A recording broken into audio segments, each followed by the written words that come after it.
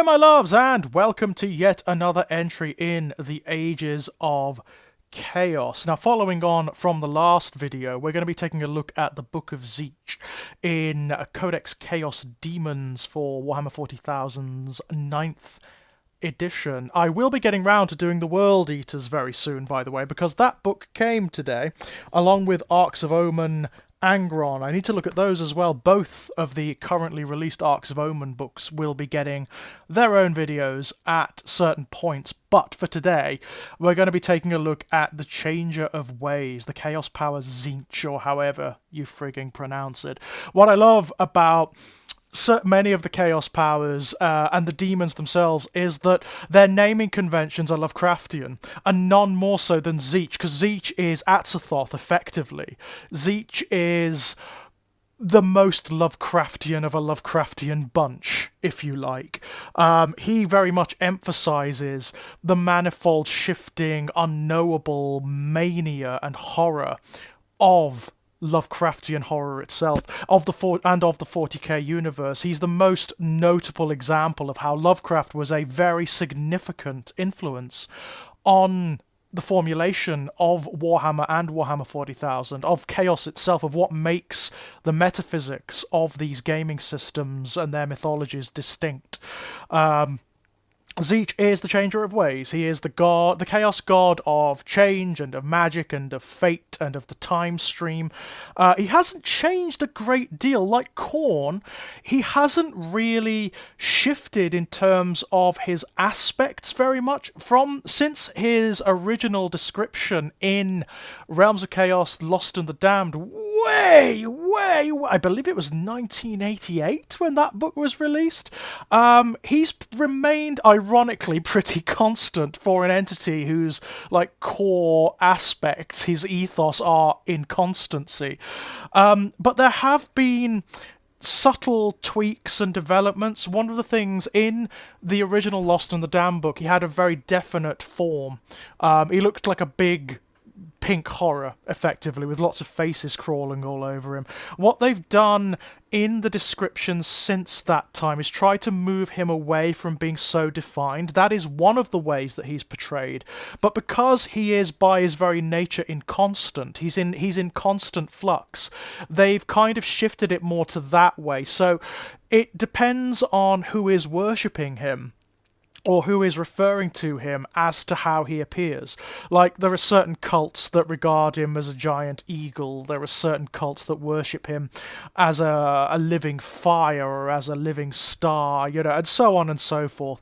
He has many different shapes, in fact, probably more than any of the other Chaos Powers. Just by his very nature, he has more forms and depictions and aspects than any of them. In terms of this book specifically, one of the things they've really tried to do in terms of his background is emphasize the Lovecraftian nature of him. So he is unknowable. He is a chaos power, and therefore is somewhat defined by the aspects that inform him. So he is the god of hope, ostensibly, in the same way that Nurgle is the god of despair. But by the nature of chaos and the chaos powers, that is not the be-all and end-all. Nurgle is also, in a weird way, also a god of hope, but he's the god of defiant hope, that you not wanting to actually change your circumstances, but to power through them, to endure them. Tzeentch is different. Tzeentch emphasizes that desire in conscious beings to change their conditions, so that the hope for a better tomorrow, for a different tomorrow. He's the god of the academic and of the revolutionary, of the politician to a certain degree. He's really quite fascinating in that regard. The notion that something so dark and so negative could come from what is ostensibly marketed as a very positive emotion is really interesting. The problem with Tzeentch is that, again, hope isn't the be-all and the end-all, and nor is the ostensibly positive changes his worshippers might want to bring about, like, for example, the revolutionary who wants to overcome a corrupt autocracy, which is very common in the Imperium, obviously, because it's inherently fascist and corrupt. Even if they achieve that goal, Tzeentch's nature is such that it would very quickly shift to another status quo, and then another, and then another, and then another. One of the things that's emphasized here is that because change is the point, right? There is no real end goal here for Tzeentch. There's no like grand end to his master plan, because that would be stasis. That would be an end to him.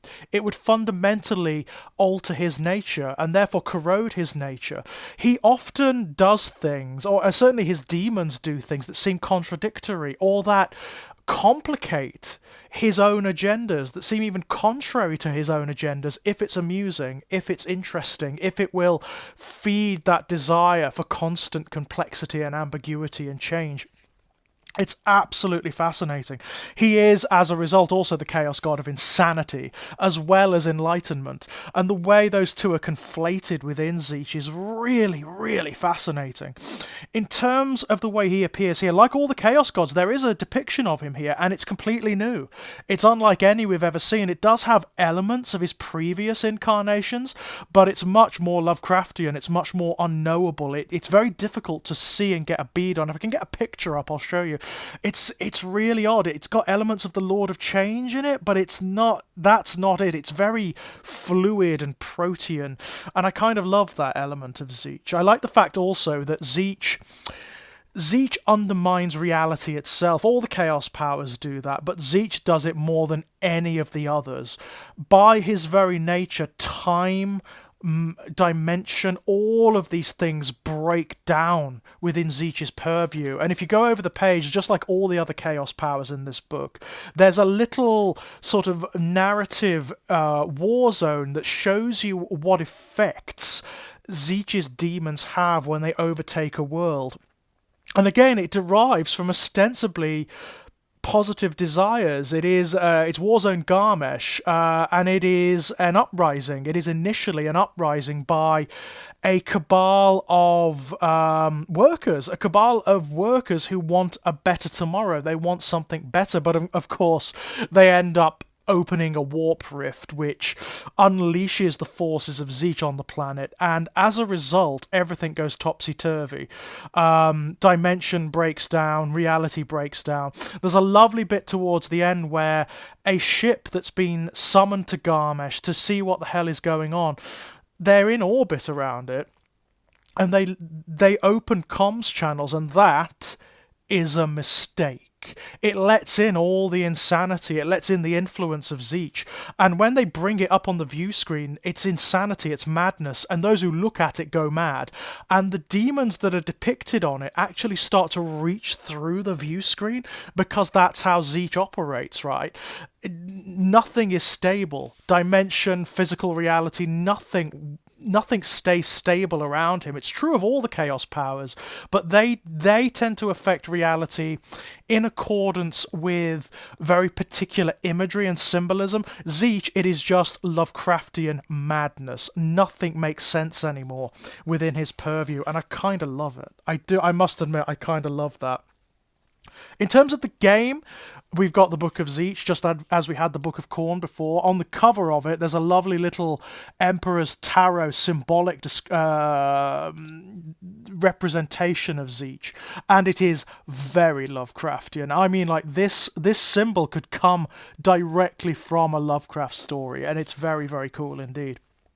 One of the things I do like about this book more than anything is that they've really tried to emphasize the horror of facing a Tzeentch force, like how maddening it is. That's how they tend to operate. Unlike the Demons of Khorne, where it is just slaughter, it's just very physical, it's very direct. With the followers of Tzeentch, they really go for the psyche of those they face. Because very often, I mean, if you're facing a Lord of Change, for example, a greater demon of Tzeentch, they know everything about you. They know everything about you just by looking at you. And it probably, even before they set foot on the battlefield, they know everything about you, and even stuff that you don't know, because they can perceive every potential thread of your future and your past, so all the ways you might be, all the ways you were going to be, perhaps, potentially, once upon a time, and they can use that against you and to manipulate you. It's very, very cool. I mean, I love the Lords of Change in particular. That model, oh my god, the current Lord of Change model is astonishing. Then again, so are all the greater demons. Speaking of which, just like in the Khorne book, you've got on the first page, you've got your Exalted Lords of Change, and these are just abilities that you can purchase for a Lord of Change in your detachment that make them better. So, your abilities are Architect of Deception. No foe, be they mortal or demonic, can trust their perceptions around this most cunning of demons.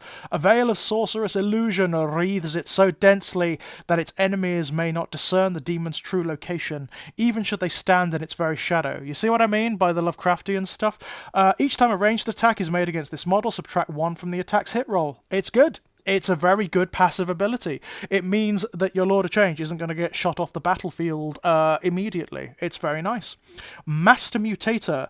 The merest touch of this demon's magics causes the fabric of real space to twist and distort. Screaming victims find their bodies in war gear erupting into grotesque mutant growth that soon reduces even the most stoic or magnificent warrior to a mewling heap of fleshy ruination. Nice.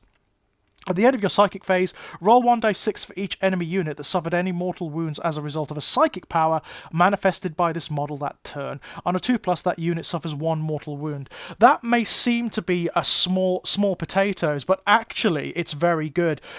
Most of the psychic powers in Tzeentch's discipline, which I believe is the Pandemoniac discipline, most of them cause mortal wounds. So if you're causing mortal wounds to multiple units, which again you very likely will be, you can then cause another mortal wound very, very easily on top of that. And there are also stratagems and bits of war gear that allow you to cause more mortal wounds. So actually, you can really stack them up, especially given just how nasty Lords of Change are psychically.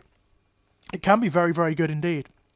But this is the one you're probably going to want, to be honest. Nexus of Fate. Orbited by glowing runes that dance through the air like will-o'-the-wisps, the fates of all its allies and foes play out before the bottomless wells of this demon's unblinking eyes. In your command phase, if this model is on the battlefield, roll 1d6. On a 4+, you gain 1 command point. Very good. Anything that gives you command points is excellent in the current meta of the game. That's going to be the first one you take. If you've got a Lord of Change, that's going to be the one you want, because it's really, really good. 1 page of stratagems for these guys, which is very nice. It's all very contained. I like the format, actually. It's all very easy to reference. Minions of Magic. The mutating change fires unleashed by the freakish demons of Tzeentch pour through or melt away even the most formidable armor. Use this stratagem in your shooting phase when a horror's core unit is selected to shoot. Until the end of the phase, each time a ranged attack is made by a model in that unit, on an unmodified wound roll of 6, change the armor penetration characteristic of that attack to -3. Can be very useful if you've got massed horror firepower going on, which you're probably going to have. It just makes them that bit nastier. Horrors themselves, as we'll see, are not that, in and of themselves, like model for model, are not that great, but are a fantastic unit for lots of different reasons. So that just makes them a bit nastier. Burning Warp Fire. Employing their rubbery flesh as a conduit for the raw energies of the warp, these demons spew the resultant torrent of warp stuff as wave upon wave of mutating flame. Use this stratagem in your shooting phase when a Flamer's unit is selected to shoot.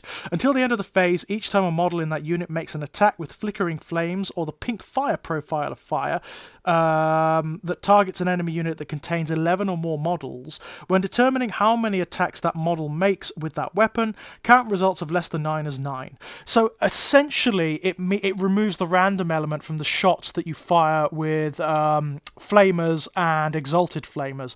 Now flamers are bloody nasty in this book. They are the absolute winners of the Demon's Codex, I would say. They're so nasty they had to be nerfed. And even with the nerf, they're pretty bloody horrible. This makes them worse. This makes them even nastier.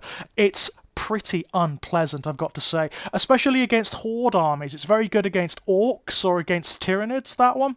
Warp Jaws. Many Tzeentch demons possess slavering maws that drill corrosive warp stuff, quite capable of eating through or transmogrifying, that's a lovely word, isn't it, the toughest corporeal armor. Use this stratagem in the fight phase when a Screamer's, Fate Skimmer, or Burning Chariot unit from your army is selected to fight. Until the end of the phase, each time an attack is made with a Lamprey bite or Screamer bites by a model in that unit, add 1 to the attack's wound roll. It's very nice. It just means that your Screamer units and your Fate Skimmers and your Burning Chariots are going to be better in melee, which, Tzeentch, these armies don't do well in melee generally. Lords of Change are pretty good, but nothing else is that great. So that's a very nice way of giving them a one-up, Magical boon, arcane knowledge and mystical power have ever been the domain of Tzeentch and his minions. Use this stratagem at the start of your psychic phase. Select 1 Legionus Demonica Tzeentch Psyker unit from your army. That unit can attempt to manifest 1 additional psychic power this turn. It's very nice, it's very good. Used at the right time could even turn the tide of a phase or even an entire battle. Very, very nice. Given the amount of psychic powers you're chucking out anyway, that's brilliant. It's almost overkill. Relics of the Impossible Fortress. Many of the arcane devices wielded by the Servants of Tzeentch just means that you can take an extra. You can take a relic. It's the standard. This one's good. This one's very good. This is very equivalent to other stratagems you find in the Thousand Suns book. Warp Portal. This demon prizes open an unnatural shortcut through the warp. Use this stratagem in your movement phase when you select a Legionus Demonica Tzeentch character model from your army to make a normal move. Instead of moving it as normal, remove that unit from the battlefield and set it up anywhere on the battlefield that is more than 9 inches from any enemy models. Really good. Really good. You can pull some nasty bloody tricks with that one, I'm telling you. You can double bluff the enemy with that one. You can make them think that your Lord of Change or something is going to go towards that unit, when in fact you're going to teleport them over here to deal with this lot. It's really good. It can be very useful indeed. Flames of Mutation. Tzeentch demons advance wreathed in kaleidoscopic flame. Use this stratagem at the end of the fight phase. Select 1 Horrors unit from your army that had any models destroyed during this phase. Select 1 enemy unit within engagement range of that unit and roll 1d6 for each model in that Horrors unit that was destroyed during this phase. For each 6, that enemy unit suffers 1 mortal wound.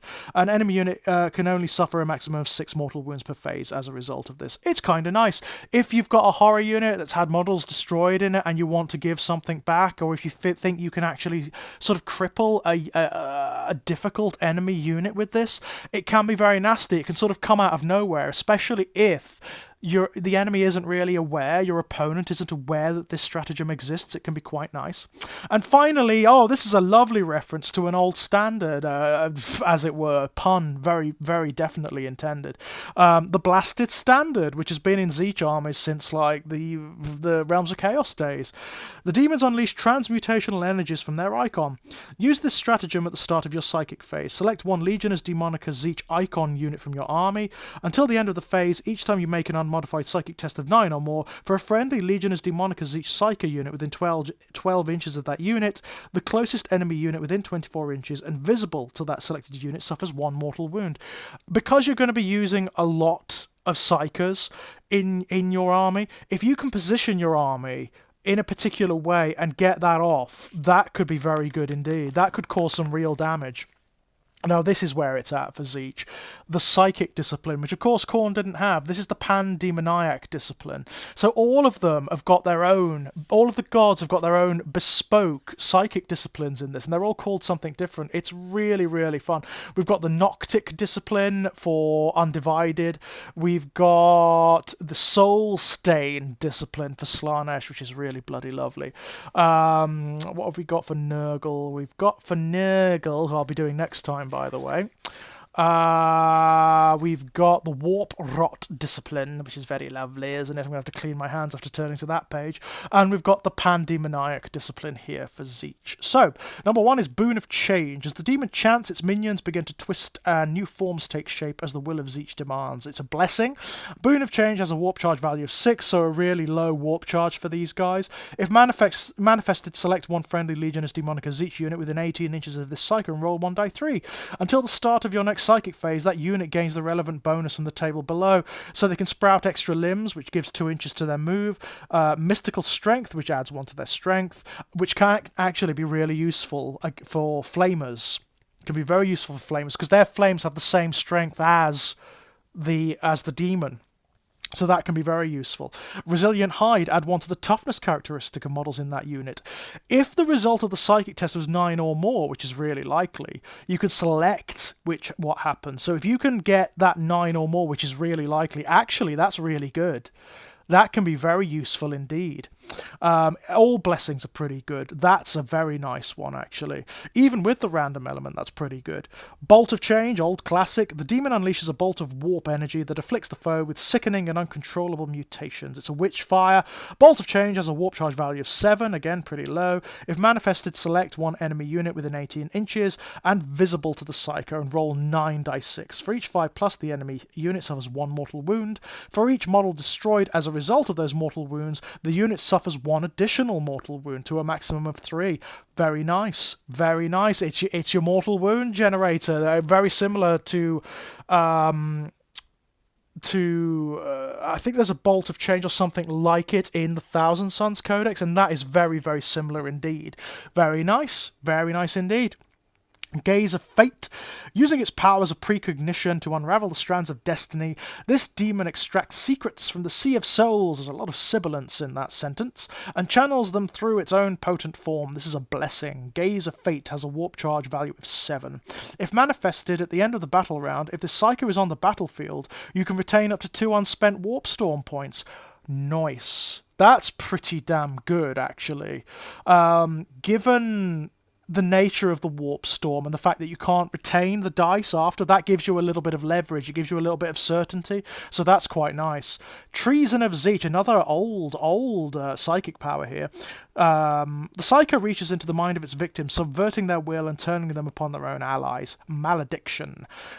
Treason of Tzeentch has a warp charge value of 7, again very low. If manifested, select 1 enemy unit within 18 inches and visible to this Psycho. Until the start of your next psychic phase, the enemy unit is not affected by the aura abilities of other enemy units. That's brilliant. That's actually really, really, really, really, really nasty, and can make the difference between key combats or key charges in a significant round in the game. That's I would take that myself. That would be I would want that on one of my best psychers, to be honest, because that is fantastic. Infernal Flames. Cackling madly, which is nice. You want to do that when you roll the dice, right? For the psychic test, you want to actually cackle.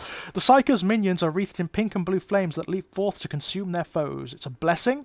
Infernal Flames has a warp charge value of 7. If manifested, select 1 friendly Legionus Demonicus each core unit, so horrors effectively, within 18 inches of and visible to this Psycho.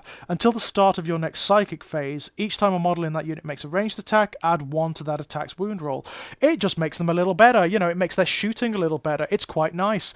It's not amazing, and I'm not sure whether you'd want it taking up sort of like a slot where you could get better spells, but it's not bad. It's not terrible, you know? Infernal Gateway. Again, another old one. This is normally the ultimate Witchfire spell for Tzeentch units. Opening a portal to the warp, this demon creates a tear in the fabric of the mortal plane that sucks foes into certain oblivion. Witchfire. Infernal Gateway has a warp charge value of 8, so a little higher. If manifested, the closest enemy unit within 18 inches and visible to this Psycho, and each other enemy unit within 3 inches of that enemy unit suffers die 3 mortal wounds. If the result of the psychic test is 12 or more, each affected unit suffers 3 mortal wounds instead. It can cause havoc, that one. If you've got tightly packed enemy units and you get that off, that can be really nasty indeed. And the fact that you can get it from 18 inches away as well is pretty horrible. You can potentially cause an enormous amount of havoc with that one. Right then, shall we have a look at the Tzeentch Warp Storm effects? So we did the undivided ones in the Khorne in the Khorne episode, so we'll have a brief look at them though, because they manifest differently. They have different significance depending on the army they're being used in, you know. So for Khorne, they had significance because they got them closer to the enemy effectively without them being shot to death. What they do for Tzeentch largely is they allow you to position your units to get off your shooting attacks and your psychic abilities a little bit more effectively. And that's very, very good indeed. As for the Tzeentch specific entries, there's only 3 as for the other Chaos powers. So number 1 is Deluge of Fire, which costs 4 Warp Storm points, so quite a lot. Use this effect at the start of your shooting phase. Until the end of the phase, improve the ballistic skill characteristic by Legionis Demonica Tzeentch models from your army by 1. So that applies across the army.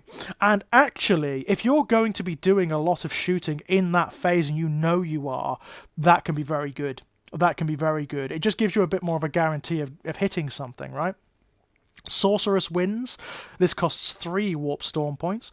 Use this effect at the start of your Psychic phase. Until the end of the phase, each time a Psychic test is taken for a Legionis Demonica Tzeentch unit from your army, add 1 to the Psychic test.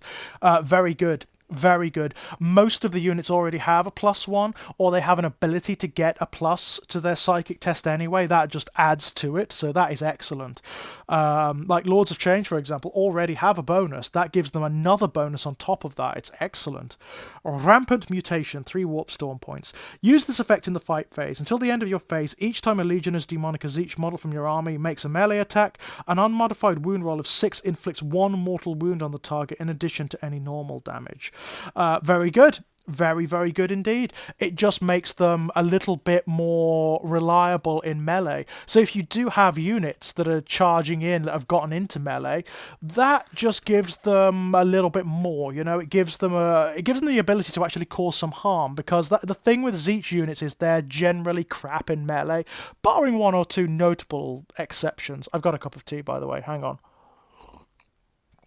You need it for these analyses because these books are quite big. So these are the Warlord traits. We've got Born of Sorcery. Tapping into the infinite power of the warp comes as easily to this demon as breathing air does to a mortal, which is add 1 to psychic tests taken for this warlord. So you've got that +1. You've got a +1 from the warp storm table, and then you've got other +1s as well, like innate to their data sheet. So the Lord of Change, for example, has the same ability as Magnus. You add 2 to its result if it's got more than 10 wounds remaining, and then 1 hit thereafter. So you could potentially get a +4 to psychic tests for Lords of Change here, maybe even more. It's very good. It's very good. Number 2, Incorporeal Form. That's another lovely word, incorporeal. This demon's body flickers constantly in and out of reality, making it difficult for adversaries to land a telling blow against it. Each time an attack is made against this warlord, subtract 1 from the attack's wound roll. Just makes it a bit more survivable. Not bad at all. Which they're going to need. You know, they're a bit more frail than the Demons of Khorne, these guys, which makes sense because that's what they are. You know, they're nerds, aren't they? They're scholars, they're magicians, they're not, you know, big burly fighters. Number 3, Fractal Mind. This demon's consciousness is a many-faceted tangle of infinite complexity that allows it to divide its perceptions and attention in a way that would drive mortal minds to madness. If this warlord attempts to perform a psychic action in your psychic phase, it can still attempt to manifest 1 psychic power during that phase without that psychic action failing. Situational but good. Situational, but potentially really good, actually. It just means that your psyker isn't going to be taken completely out of action while it performs the psychic action. It means that they're actually going to be able to do something that battle round. It's not bad. It's not bad. Old favourite here for number 4, Warp Tether. This demon embeds its essence into real space like a thorn, then exudes tendrils of energy that anchor its minions within corporeal reality. This warlord has the Warp Locus ability. This warlord has the following ability also, Warp Tether, which is an aura. While a friendly Legionis Demonica Tzeentch unit is within 12 inches of this model, each time a morale test is taken for that unit, you can reroll the result. It's good. It just means that you can place your Tzeentch units more reliably when they're deep striking in from the warp, and also they're not gonna be sort of discorporated as easily as they otherwise would be if they're assaulted or something like that. It's pretty good. Number 5 is Lawkeeper of Tzeentch. Like some malevolent arachnid, this demon extends its web even further, ensnaring mortal wisdom and arcane lore and devouring it. Each time this warlord successfully manifests a psychic power from the Pandemoniac discipline, add 6 inches to the range of that psychic power. Yeah, that's really good. That's really good. It just means that you can reach further with your psychic powers. That's a very tempting one, actually. I think you would, if you've got only one Warlord, that probably is going to be the one you go for. Number 6, Tyrant of the Warp. On the other hand, this is good too. The sheer ensorcelled might of this demon's presence in the warp is enough to dissuade rival entities and predatory sentiences from attempting to assail it on the metaphysical battleground. This warlord never suffers perils of the warp. That's bloody good. Each time this warlord would lose a wound as the result of a mortal wound, roll 1d6 on a 5+, that wound is not lost. It's very good. It's very good. Gives them protection against mortal wounds, which is excellent, you know. I mean, that's really, really excellent, and means they don't perils like Magnus. You know, you can make sort of mini Magnuses from this book, and that's kind of cool. That is kind of cool. They're not quite as good as Magnus on the in psychic terms, because nothing is, but they're very close. So you've got your relics here. The Endless Grimoire. That's nice. Within the pages of this magical tome lie the secrets of every cantrip, incantation, and spell ever conceived. Though the bearer of this grimoire has access to the infinite knowledge bound within, they must battle the temptation simply to fall into the flickering pages of the tome and drink in endless reams of knowledge until they lose all grasp or influence upon the events transpiring around them. Psycho model only. Well, they're all going to be psycho, so it doesn't really matter. The bearer can attempt the following action. Study grimoire. So this is an action. At the start of your shooting phase, the bearer can start to perform this action. This action is completed at the start of your next command phase, so they are going to be out of action through through what's left of that phase. If completed, select one psychic power from the Pandemoniac discipline. Until the end of the battle, the bearer knows that psychic power in addition to any others it knows. It's pretty good.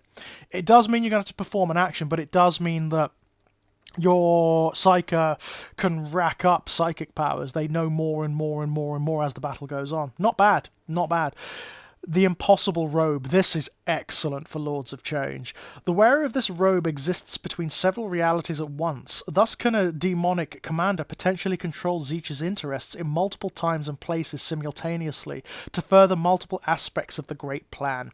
This effect makes it hard for foes to truly harm the wearer, who flickers between planes of reality in an unpredictable fashion. However, the robe is capricious and has been known to rip its wearer out of reality altogether, should they lose control of its powers. Once per phase, when a saving throw is failed by the bearer, you can use this ability. If you do so, the damage characteristic of this attack is changed to 0. It's excellent. It's excellent. You're going to want that on your Warlord. On whoever's most important, you're going to want that. If your Lord of Change is hit by a railgun and wounded by it, use that. Use that, and suddenly it's fine. It's very good. And it's once per phase, not once per battle, once per phase. So that's pretty damn good. That's pretty damn good, actually. The Everstave. This staff blazes with vibrant warp flame. As soon as its master takes up the eldritch weapon, they too are wreathed in the same demonic fire. From within this magenta inferno, the Everstave's demonic bearer hurls searing gouts of Tzeentch's pink fire, turning armor to ash and immolating or irrevocably mutating the flesh beneath. Psycho model only. Each time the bearer attempts to manifest a witch fire, psychic power, or smite on an unmodified psychic test of 9 or more, that psychic power cannot be denied. Again, it's really good. It's really good. Pardon me. I don't know where that came from. Getting a bit nurgly there. Yeah, it's really, really, really good indeed. It basically means that, I mean, they're gonna. It's an unmodified psychic test, so it is situational. But even given that, it's pretty damn good. It just means that you have more chance of getting off that essential psychic power, right? The Warp Fire Blade. Existing in 9 times 9 dimensions, the Warp 9 being the sacred number of Tzeentch, obviously. The Warp Fire Blade flickers with its bearer's sorcerous power. Every iteration of the blade strikes in differing forms and at varying angles. A plane of sharpened will, an outstretched hand of friendship, a wave of stellar fire. Seeking a route through every sub-existence to sever the soul of those it strikes. They do like their sibilance in these descriptions, don't they? Select one melee weapon the bearer is equipped with. Add one to the damage characteristic of that weapon. Each time an attack is made with that weapon, an unmodified wound roll of 6 inflicts 1 mortal wound on that target in addition to any normal damage. It's fine. It's pretty good. You don't really want to build your characters from a Tzeentch army to be melee based. I don't see why you would take that one above the others that give them benefits to survival or to psychic power, to be honest. Because you're not really going to want them to be in melee if you can help it. It gives them a helping hand, but I don't know why you would want it. The incorporeal, we're on Soulbane now. This incorporeal blade, there's that word incorporeal again, inflicts no harm upon its victim's physical body, instead carving its way through the stuff of their very soul. So ephemeral and unreal is this strange weapon that it is impossible to cross blades with Soulbane, for its ghostly edge will pass straight through any guard. Those struck by Soulbane collapse in agony, writhing and screaming as their lacerated essences slowly bleed away into the immaterium. Model equipped with Rod of Sorcery only. This relic replaces a Rod of Sorcery and has the following profile. So this is a long-range weapon. So it's just a really good long-range weapon. Soulbane, range 12 inches, Assault 3, die 3, so a lot of shots. Strength 6, Armor Piercing 2, and Damage 3. It's good. It's good. It's just a very nice shooting weapon, you know? Soul Eater Stave. Invisible to those without witch sight. Ethereal pseudopods, grasping talons, and moors of non-matter surround this twisted staff, ever alert to the cry of a soul newly torn from its body. Riding the power channeled by the staff's bearer, they hungrily devour every scrap of life essence they can catch before it is lost to the maelstrom of the warp's myriad predators. This unholy feast serves to infuse the stave's demon wielder with stolen vigour, which flows from the weapon into its master through its nightmarish web of tendrils and parasitic tethers. Psycho model only. Each time an enemy model is destroyed by a mortal wound inflicted as a result of a psychic power manifested by the bearer, roll 1 die 6. On a 4+, the bearer regains 1 lost wound. It's pretty good. It's pretty good. Again, it's just ensuring that your precious psychers are a bit more survivable, that they're not going to be taken out too early, because that's the thing with Tzeentch armies, especially this Tzeentch army. If your psychers are taken out, you're kind of done. This is more true, I would say, of the demons of Tzeentch than it is of the Thousand Sons. The Thousand Sons can potentially keep going. They've got units that can stand even without their psychic support, like Scarab Occult Terminators and Rubricae, for example. These guys don't. These guys powerfully don't. They need their psychers. They really do. So in terms of the data sheets, just like the Khorne one, everyone's had a glow up. Like your Kairos Fate Weaver, for example. He's just now a really, really badass Lord of Change. He's tougher. He's got more wounds. He's got some lovely, lovely special rules to him, as well as almost all of the special rules that apply to Lords of Change as well. The big one, the big thing for Kairos is because of his 2 heads, one that looks forward into the future, one that looks into the past, he has special abilities. So one head looks forward. Each time a psychic test is taken for this model, add the current battle round number to the result. So the further you get into the battle, the more powerful a psychic he becomes, and that's really bloody good. By the end of the battle, he's going to be auto-casting. He's just going to be auto-casting, and that is excellent.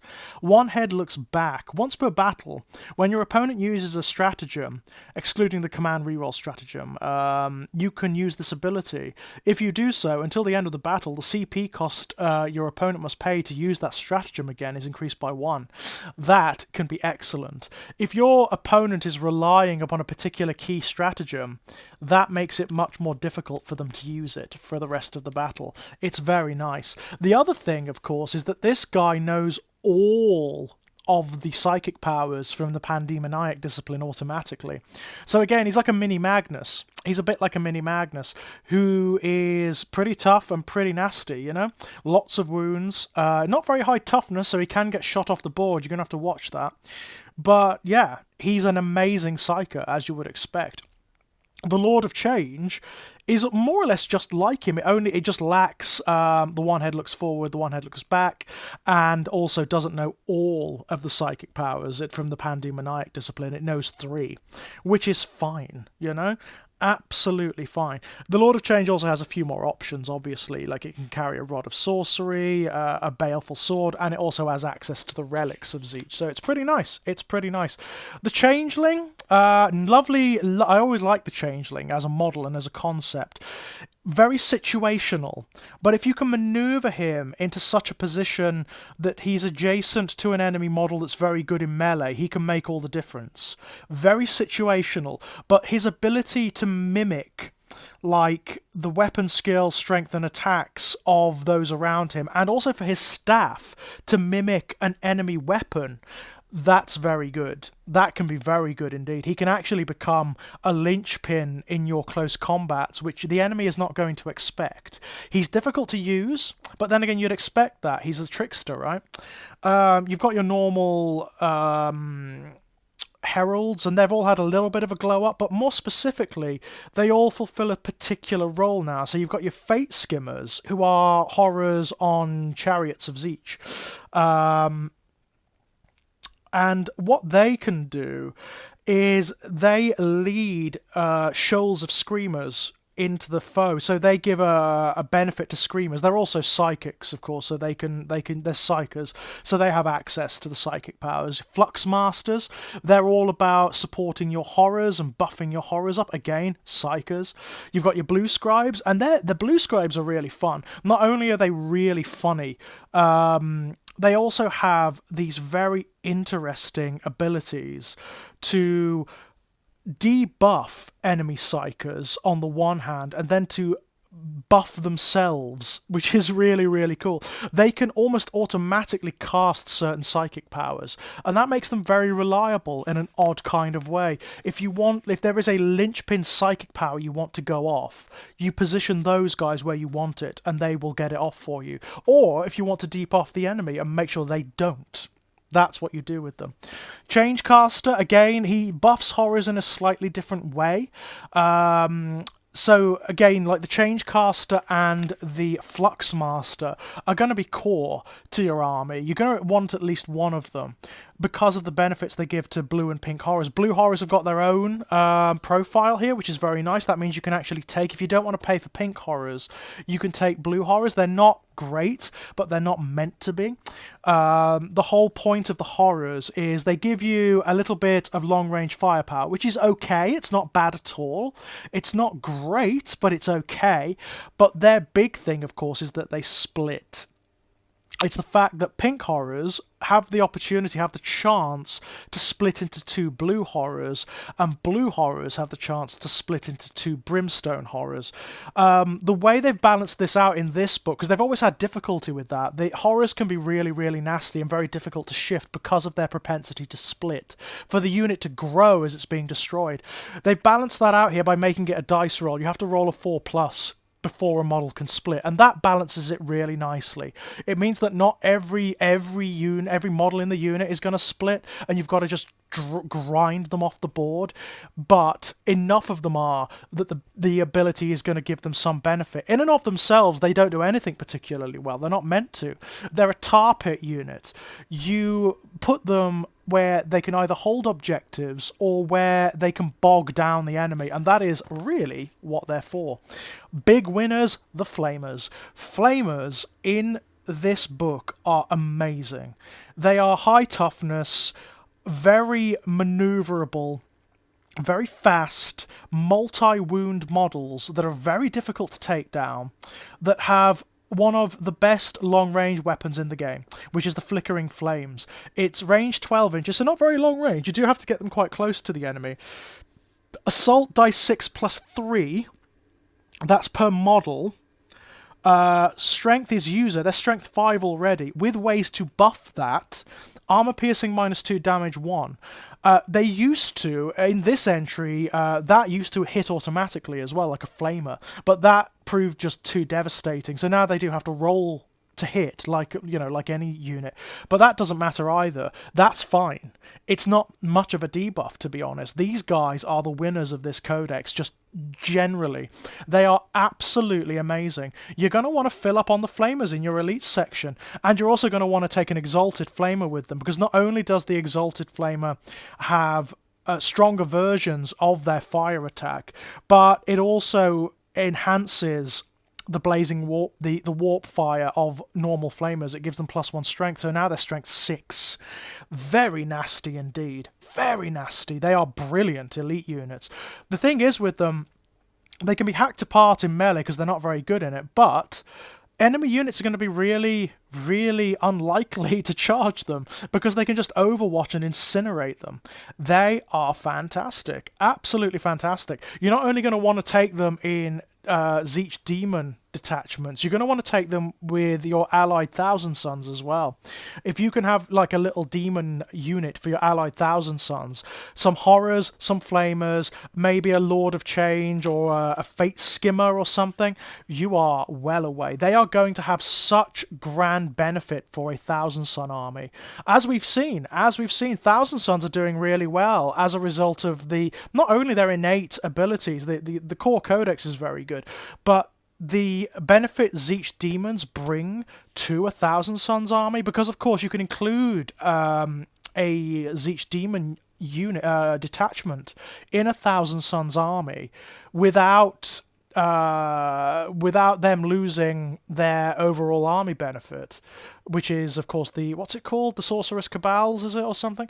Yeah, it's very good. It can be a very nasty combination indeed, and Flamers are kind of at the core of that.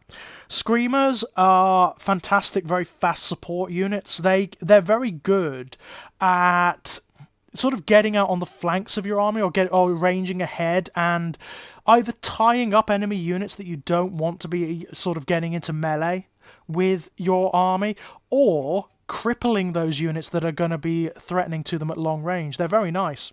Very, very nice indeed.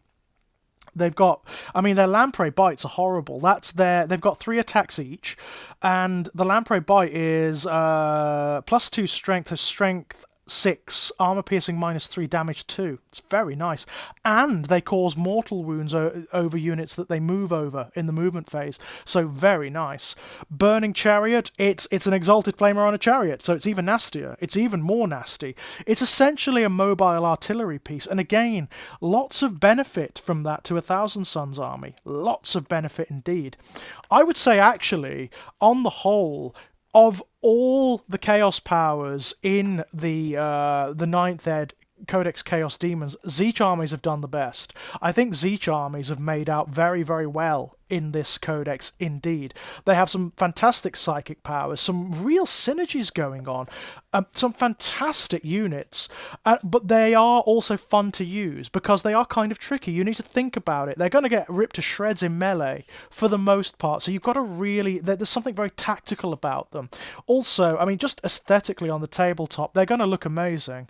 They've got some beautiful miniatures in the forms of the various heralds, the Lord of Change, the Changeling, some really, really beautiful miniatures.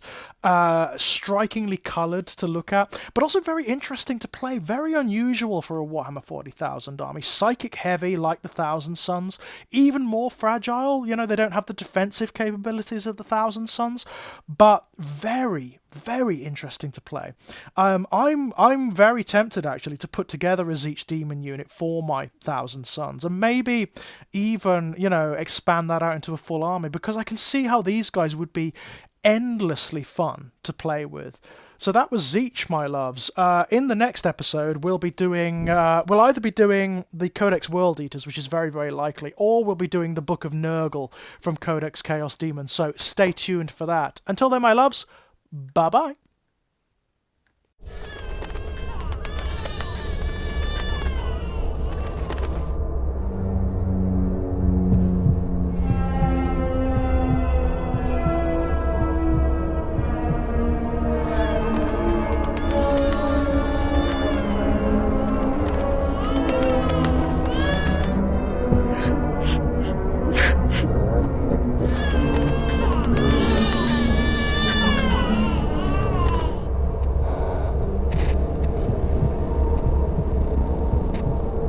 Cool.